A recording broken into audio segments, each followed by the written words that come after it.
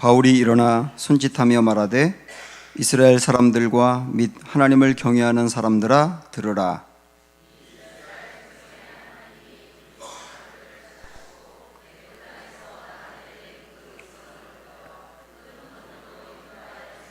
광야에서 약 40년간 그들의 소행을 참으시고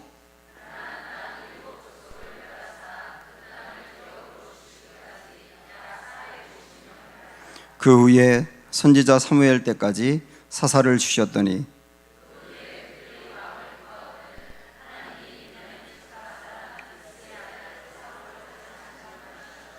패하시고 다윗을 왕으로 세우시고 증언하여 이르시되 내가 이새의 아들 다윗을 만나니 내 마음에 맞는 사람이라 내 뜻을 다 이루리라 하시더니 하나님이 약속하신 대로 이 사람의 후손에서 이스라엘을 위하여 구주를 세우셨느니 곧 예수라.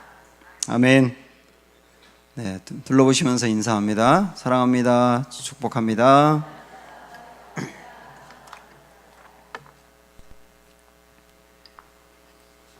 오늘 바울이 1차 전도 여행을 떠났고 비시디아 안디옥이라고 하는 곳에서 설교한 내용인데요. 그 내용 중에 그 한 부분을 보도록 하겠습니다. 먼저 여러분 제가 한번 질문을 드릴 테니까 뭐 다 아시겠지만 한번 마음속으로 대답을 한번 해보세요. 하나님이 우리를 인도하는데 어떤 방법으로 하시는가 하는 게 질문이에요. 우선 하나님이 우리 한 명 한 명을 선택하시고 그리고 그 선택한 다음에 계획을 세우시고 그 하나님의 뜻대로 우리를 그 계획 가운데 인도해 가시는가, 아니면 우리가 우리 스스로 하나님을 위하여 일하며 바른 일을 찾아가는가, 어떤 겁니까?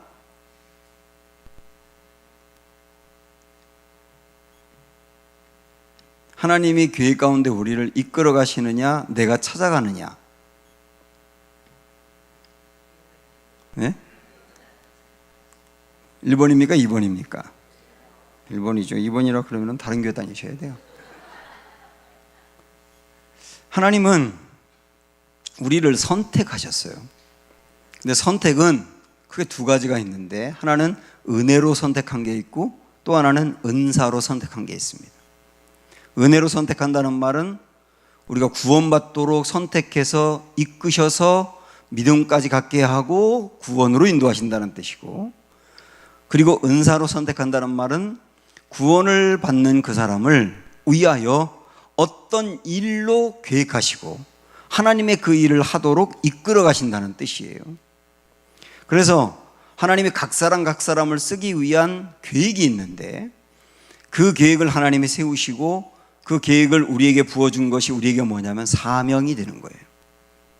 그리고 하나님의 그 계획을, 다시 말하면 그 사명을 이루기 위해서 우리에게 주신 게 뭐냐면 은사가 있는 거예요. 그리고 그 일과 관련돼서 열정이 내게 있고 관심이 있는 겁니다. 저는 하나님이 목회자로 부르셨거든요. 목회자로 부르셔서 그랬는지 아주 신실한 그 장로님의 가정에서 제가 태어났고, 그리고 철저히 기독교 세계관을 갖고 있는 부모님으로부터 어릴 적부터 교육을 받았고, 그리고 목회의 길로 가게 됐고, 목회가 저에게 너무 가슴을 뜨겁게 하고 저에게 열정을 불러일으키고, 그리고 다시 태어날 리는 없겠지만은 다시 태어난다 하더라도 목회자가 되고 싶다라고 말할 정도로 저에게 목회가 좋아요. 제가 한비아 씨가 쓴 지도 밖으로 행군하라 이 책을 봤더니, 이 한비아 씨가 여행을 여기저기 많이 다니면서 구호 활동도 굉장히 열심히 하지 않습니까? 아주 긴급한 곳에 빨리 투입해가지고 어려운 사람들을 돕고 또 위험한 곳에 가기도 하는데, 그 한비아 씨에게 어떤 대학생이 물었답니다. 아니, 그냥 세계 여기저기 여행을 다니면서 재밌게 좋은 거 보면서 그렇게 사시지 왜 이렇게 위험하게 사세요? 이렇게 물어봤다는 거예요. 그때 한비아 씨가 대답한 게 뭐냐면, 이것이, 어려움 당한 사람들을 돕는 바로 이것이 내 가슴을 뛰게 하고 내 피를 끓게 한다. 그렇게 대답했다는 거예요. 그러면서 그 책에서 아프리카 케냐의 어떤 한 의사 이야기를 소개하는데, 이 의사가 굉장히 유명한 분이랍니다. 대통령도 만나고 싶어 할 정도로 유명한 분인데요. 이분이 아주 유명하기 때문에 여기저기 강의도 많이 다니고 그러는데, 언젠가부터 이 의사가 전염병과 그 풍토병 같은 굉장히 위험한 병, 잘못하면 이 옮길 수 있는 병에 걸린 환자들을 치료하는 일에 집중해서 그 일을 하고 있는데, 근데 그 병 걸린 그 환자들 한 명 한 명을 그냥 어루만지면서 잘못하면 병이 옮기는데도 불구하고 그러더라는 거예요. 그래서 한비아 씨가 그분을 만나서 물어봤답니다. 왜 이렇게 위험한 일을 하냐고. 그랬더니 그분이 뭐라고 대답하느냐면, 내가 가지고 있는 기술이나 재능을 돈 버는 데만 쓰면 너무 아깝잖아요. 그러면서 또 뭐라고 말하냐면, 그리고 무엇보다 이 일이 내 가슴을 몹시 뛰게 합니다. 저는 이 의사라든지 한비아 씨의 이 대답을 책으로 이렇게 보면서 이게 그들의 부르심이다. 하나님이 그 일로 그들을 부르셨기 때문에 그 일이 그들을 가슴을 뛰게 하고 그 열정을 불러일으키고 관심을 갖게 하는 거다.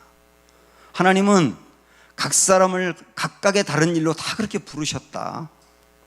그리고 그 일에 대한 관심을 갖게 하고 그 일에 대해서 가슴 뛰게 만들었다. 나에게는 그 일이 무엇일까? 찾아가면서 그 일에 집중하는 게 우리 남은 인생 아닙니까? 그래서 이걸 아는 게 중요하단 말이에요. 자, 그러면 이 질문 하나 우리가 생각을 하고 그 다음에 또 하나 두 번째 질문을 드리겠습니다.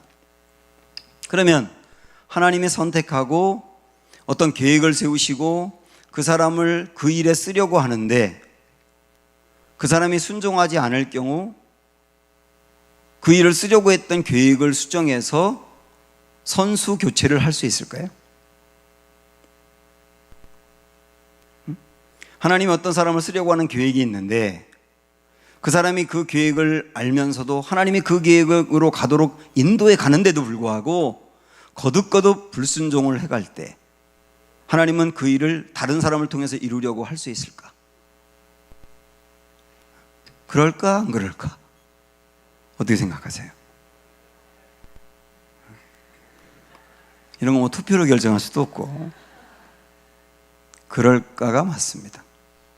물론 하나님은 우리를 선택하고 쓰시려는 계획을 세우고 우리를 쓰시기 위해서 인도해 가시고 말씀하시고, 그러는데도 순종하지 않을 때 우리를 금방 포기하지 않으세요. 로마서 11장 29절에 있는 말씀처럼 하나님의 은사와 부르심에는 후회하심이 없다. 그렇게 말씀하실 정도로 인내하면서 기다리시는 거예요. 오늘 이 바울의 설교 중에 나와 있습니다마는, 하나님께서 이스라엘 백성들을 이 광야 가운데 인도하며 하나님의 계획 가운데 끌고 가는데 어지간히 말을 안 들었잖아요. 그런데 하나님 어떻게 하셨다고 나오느냐면 18절을 보시면, 광야에서 약 40년간 그들의 소행을 참으셨다고 나와요. 여기서 그들의 소행을 참으셨다는 말은 하나님의 계획 가운데 그들을 인도해 가는데도 어지간히 따라오지 않고 불순종하는 걸 보면서 40년을 참았다고 나와요. 이걸 보면 하나님이 절대로 우리가 불순종한다고 해서 계획을 금방 바꿔버리고 우리를 버리고 그러지 않는다는 것은 알 수 있어요. 그러나 하나님의 세우신 계획대로 계속 가지 않을 때 하나님은 바꾸실 수도 있다는 것도 알아야 되는 겁니다. 그 예 중에 하나가 뭐냐면, 요즘 일도학교에서도 우리가 공부하고 있지만은, 하나님이 아브라함을 불러서 선택하시고 아브라함을 통하여 이스라엘이라고 하는 나라를 세우시는데, 이스라엘을 세우신 목적이 있어요. 그 목적이 뭐냐면 너로 말미암아 모든 민족이 복을 받으리라. 너로 말미암아, 다시 말하면 이스라엘이라고 하는 나라로 말미암아 모든 민족이 복을 받게 하려고. 여기 복을 받게 한다는 말은 모든 민족이 하나님을 알고 그들도 영적인 복을 받게 하는 게 이스라엘을 세우신 목적이라는 거죠. 그런데 이스라엘은 하나님의 그 목적을 받고 시작된 나라임에도 불구하고 계속 그 목적을 이루지 못하는 거예요. 계속 우리 유대인만 여기서 벗어나질 않는 겁니다. 하나님은 결국 어떻게 되시냐면 그렇게 이스라엘을 통해서 이루려고 했던 계획을 수정하셔서 교회를 통해서 이루시고자 하는 거예요. 그래서 교회를 세우셨고, 그리고 이 교회를 통하여 이방 지역마다 복음을 증거하게 하고, 그래서 그 복음을 통하여서 창세기 12장 3절에서 말씀했던 모든 민족을 복받게 하리라 라고 하는 사명을 지금 교회를 통해서 이루어가고 있단 말이에요. 하나님의 그 계획은 변함이 없지만은 그러나 그 계획을 이루어가는 사람은 교체할 수 있다는 거죠. 그런 예 중에 하나가 또 다윗이라고 볼 수가 있습니다. 하나님은 이스라엘 백성들이 왕을 달라 자꾸 요청을 했을 때 왕을 세워가지고 하나님이 통치하는 것처럼 통치하고 싶었어요. 우린 그걸 뭐라고 말하느냐면 하나님의 대리 통치자, 그렇게 말하지 않습니까? 그래서 마치 하나님이 통치하는 것처럼 하나님의 마음을 알고 하나님의 뜻을 알고 그것으로 통치하는 사람을 세우고 싶었어요. 그리고 세운 사람이 사울이지 않습니까? 그러나 사울은 거듭 40년간 통치하면서도 하나님의 이 마음을 모르고 또 알면서도 순종하지 않고 계속 반복적으로 하나님의 길에서 벗어나게 되고 하나님을 진노하게 만들고, 그래서 결국은 하나님이 그를 버리고 다윗을 세우지 않습니까? 그래서 다윗을 통하여 하나님의 그 계획을 이루어 가시지 않습니까? 그래서 그를 버렸다고 하는 말은 물론 우리가 구원을 받고 나면 구원을 버린다는 건 아니에요. 그러나 우리를 어떤 계획과 목적을 갖고 쓰려고 했던 그 계획에서는 버림받을 수 있다는 거예요. 그래서 우리는 이 두 가지를 같이 생각해야 된다는 거죠. 그래서 하나님이 다윗을 불러 세웠다. 그런데 다윗을 그러면 왜 불렀느냐? 사울은 안 되는데 다윗은 왜 불렀느냐? 그럴 때 왜 불렀는지를 보셔야 되거든요. 자, 22절 보세요. 시작. 패하시고, 누구를 패했어요? 사울을 패하시고, 그 다음에 이어서 다윗을 왕으로 세우시고 증언하여 이르시되 내가 이새의 아들 다윗을 만나니 내 마음에 맞는 사람이라 내 뜻을 다 이루리라 하시더니, 하나님이 사울을 패하시고 다윗을 세우시면서 세우신 이유에 대해서 뭐라고 말했냐면 내 마음에 맞는 사람이라는 거예요. 내 마음에 맞는 사람이라. 그래서 앞으로 이 다윗을 통해서 내 뜻을 다 이루리라, 굉장히 놀라운 말씀하셨죠. 하나님 안에 있는 뜻을 다윗을 통해서 다 이루리라, 그렇게 말씀하시며 정말 하나님 안에 있는 뜻을 다윗을 통해서 펼쳐나가셨거든요. 그러면 여기서 우리는 하나님 마음에 맞는 사람이다 라고 하는 것, 이게 하나님의 다윗을 들어 쓰신 중요한 이유라 했는데, 하나님 마음에 맞는 사람이라는 게 뭔지를 우리가 알아야 우리 이 말씀을 나의 삶으로 적용할 수 있어요. 그럼 하나님 마음에 맞는다는 것은 무슨 뜻이냐? 사울과 다윗을 한번 비교해 볼까요? 하나님 마음에 맞는다는 게 무엇인지. 사울은 왜 하나님 마음에 맞지 않았을까? 그가 지었던 죄 때문일까? 그가 전쟁에서 얻은 전리품은 취하지 말라고 했는데 그 말씀을 어기고 전리품을 취했기 때문일까? 그가 자기가 제사를 드릴 수 없는 위치인데도 불구하고 사무엘이 늦게 온다고 해서 불안한 나머지 자기가 제사를 집전한 것 때문일까? 자기가 인기가 올라가고 있는 다윗을 미워해서 그를 죽이려고 한 것 때문일까?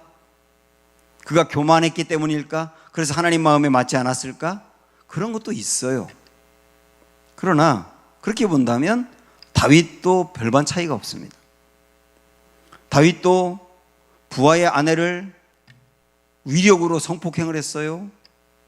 그리고 그 부하를 전쟁터에서 죽게 했어요. 나중에 인구조사를 하면서 자기가 얼마나 능력 있는지를 교만한 마음을 갖고 펼쳐나가다가 큰 어려움을 당하기도 했어요. 그러니까 사울이 지었던 여러 가지 죄들하고 다윗이 지었던 죄들을 보면 하나님 마음에 맞는다는 게 죄를 안 짓는다는 마음은 아니에요. 죄를 안 짓는 것을 말하는 건 아니고 죄를 적게 짓는 걸 말하는 것도 아니라고요. 그러면 하나님이 다윗을 보면서 하나님 마음에 맞는 사람이기 때문에 글을 들어서 하나님의 뜻을 펼쳤다고 했는데요, 하나님의 마음에 맞는다는 게 뭐냐, 이걸 우리가 이제 확실히 해결을 해야 되지 않습니까? 하나님 마음에 맞는다는 말은 다시 말씀드리지만 죄를 안 짓는다거나 죄를 적게 짓는다는 게 아니고, 사울과 다윗을 비교해 보면 그 마음의 중심이 하나님께로 향한다예요. 그 마음의 중심이 하나님께로 향한다. 사울과 다윗이 가장 결정적인 차이는 누가 죄를 더 졌느냐 적게 졌느냐 그런 차이가 아니고 그 마음의 중심이 하나님께로 향해 있느냐 아니냐의 차이예요. 그런 맥락에서 몇 개의 본문을 보면 사울도 죄를 짓고 꾸중을 당했고 다윗도 죄를 짓고 꾸중을 당했어요. 그런데 사울은 꾸중을 받고 난 뒤에 뭐라고 얘기하느냐 하면, 하나님이 당신 버렸답니다. 사무엘 선지자가 그랬거든요. 하나님이 당신 버렸답니다. 당신 불순종하고 그래서 하나님 버렸답니다. 그렇게 말하니까 그 다음에 사무엘에게 뭐라고 말하냐면, 사람들은 이 사실을 모르게 해주세요. 하나님이 나를 버렸다는 것을 사람들은 모르게 해주세요. 그에게 제일 중요한 건 자기의 명예였고 자기의 자리였고 자기의 자존심이었어요. 그게 그렇게 중요했던 거예요, 사울에게는. 그래서 하나님이 설령 나를 버렸더라도 사람들은 이 사실을 모르게 해주세요. 왜? 사람들도 하나님이 나를 버렸다는 걸 알면 나 무시할까 봐, 나 왕의 자리에 위태로울까 봐 그거 지키고 싶은 거예요. 그러니까 사울에게 제일 중요한 건 죄를 짓고 난 다음에 그거였다는 걸 알 수 있지 않습니까? 그런데 밧세바를 범하고 우리아를 죽이고 난 다음에 다윗도 이제 나단 선지자가 와가지고 그를 책망했을 때 회개했잖아요. 그 회개한 시가 시편 51편 아닙니까? 그 시에서 다윗은 자기가 하나님의 벌을 받아가지고 왕의 자리를 잃는다든지 아니면 자기의 재산을 잃는다든지 자기 몸에 뭐 병이 생긴다든지 이런 것들을 두려워하는 것이 아니고, 그가 정말 두려워하는 게 뭐냐면, 주여 성령을 내게서 거두지 마세요. 주여 성령을 내게서 거두지 마세요. 정말 다윗이 죄를 짓고 난 뒤 회개하면서 두려웠던 게 뭔지 아십니까? 내 죄를 지은 것 때문에 하나님이 떠나실까 봐, 하나님이 나를 버리고 떠나실까 봐. 그게 다윗에게 제일 심각한 문제였어요. 여러분 잘 생각을 해보세요. 사울도 다윗도 죄를 짓고 아파하며 그 다음에 두려워했는데, 가장 무엇을 두려워했는가? 사울은 무엇을 두려워하고 다윗은 무엇을 두려워했는가? 이걸 통하여 죄를 지을 수는 있지만은 그의 중심이 어디에 있는지를 확인할 수 있다니까요. 다윗의 중심은 하나님으로부터 버림받으면 난 절대 안 되는데, 내게 있는 성령님이 떠나면 안 되는데, 그게 다윗에게 가장 큰 중심이었다는 거예요. 고난도 마찬가지입니다. 다윗이 얼마나 많은 고난을 당했습니까? 사울에게 쫓겨다니기를 10수년 동안 아주 고난을 많이 당했는데, 그가 고난을 당하면서 정말 두려워한 것 무엇인지를 시편의 곳곳에서 발견할 수 있는데, 그 중에 한 구절을 한번 찾아보고 싶어요. 시편 13편을 가보세요.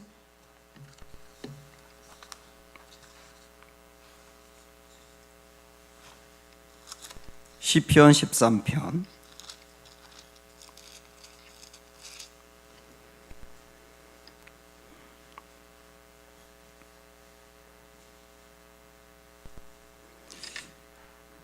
811쪽인데 2절을 보시면, 13편 2절을 보시면, 나의 영혼이 번민하고 종일토록 마음에 근심하기를 어느 때까지 하오며 내 원수가 나를 치며 자랑하기를 어느 때까지 하리까. 이걸 보면 다윗에게는 어떤 그 고난으로 인해서 근심이 있었다고 되어 있습니다. 근심이. 그 다음에 또 어떤 게 있었느냐면 원수가 나를 치고 있다. 그러니까 이 지금 고난이 심각한 거예요. 이때 이 고난 중에 다윗이 정말 두려워하는 게 뭔지를 3절 4절 읽어보시죠. 시작. 여호와여 내 하나님이여 나를 생각하사 응답하시고 나의 눈을 밝히소서. 두렵건대 뭐가 두렵습니까? 내가 사망의 잠을 잘까 하오며. 이게 두려운 거예요. 사망의 잠을 잘까 두렵다는 거예요. 그래서 말하는 사망의 잠이 뭐냐면 영원히 잠을 자는 거예요. 고난 때문에 근심이 많고 고난 때문에 시달리다가 영적으로 무너져가지고 신앙이고 뭐고 다 무너져서 그런 잠을 잘까 두렵다는 거예요. 정말 다윗이 두려워하는 것은 이 고난 때문에 하나님에게서 멀어질까, 고난 때문에 내 신앙이 약화될까, 고난 때문에 내 마음의 신앙의 중심이 흔들릴까, 그게 두렵다는 거예요. 그럼 다윗의 마음을 보세요. 그 다음에 4절 보시면 두렵건대 또 두려워요. 뭐가 두렵습니까?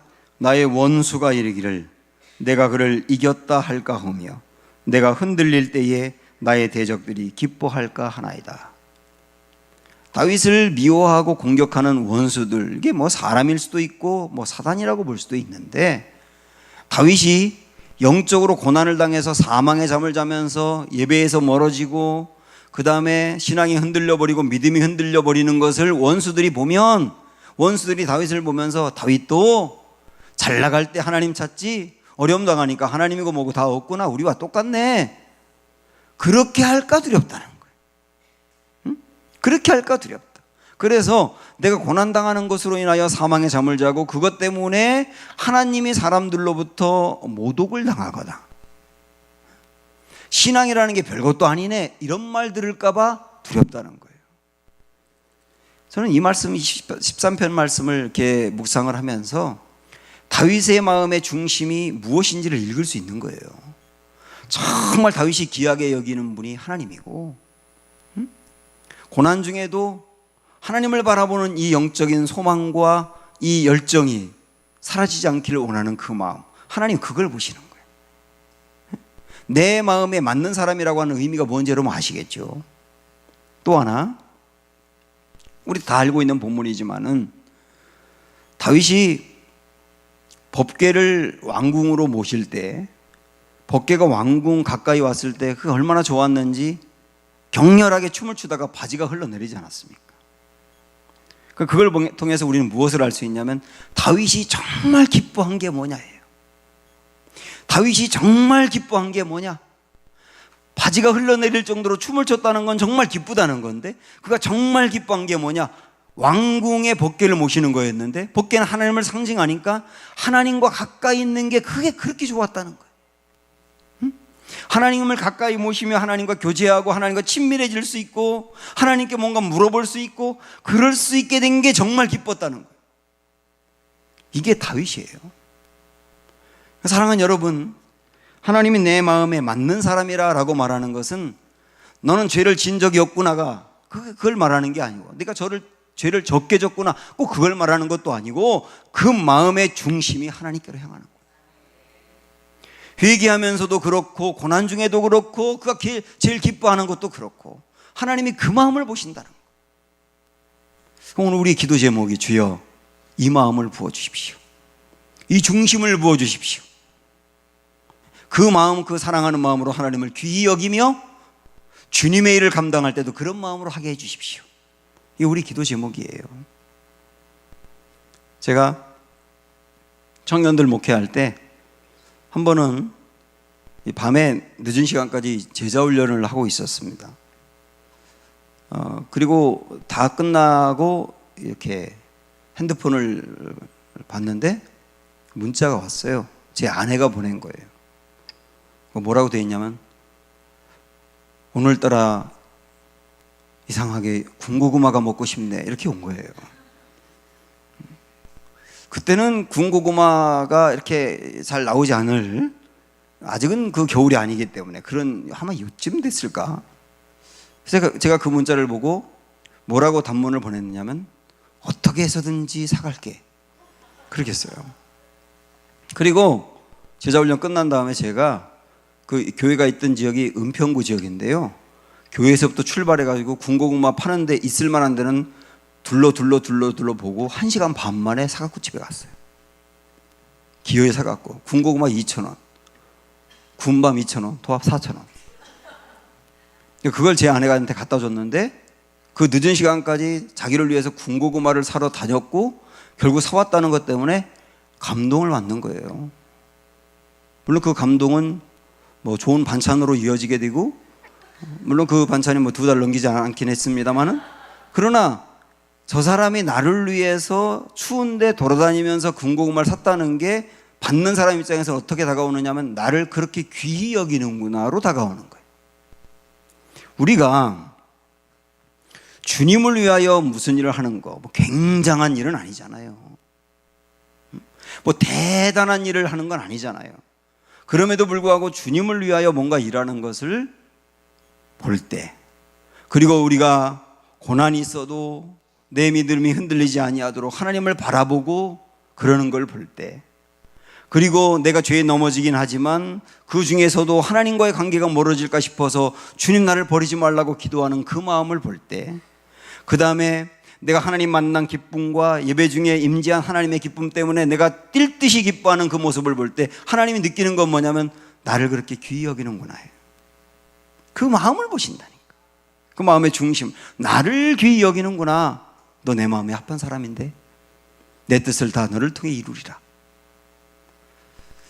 오늘 그런 마음을 하나님 보고 있지 않는가 하는 생각을 가지시면서, 주여 이 순결한 마음 내 안에 뜨겁게 하시고 어떤 상황과 여건에서도 변하지 않는 이 마음을 더하여 주옵소서. 이런 은혜로 기도하는 이 시간 되기를 주님의 이름으로 축원합니다. 함께 찬양하겠습니다.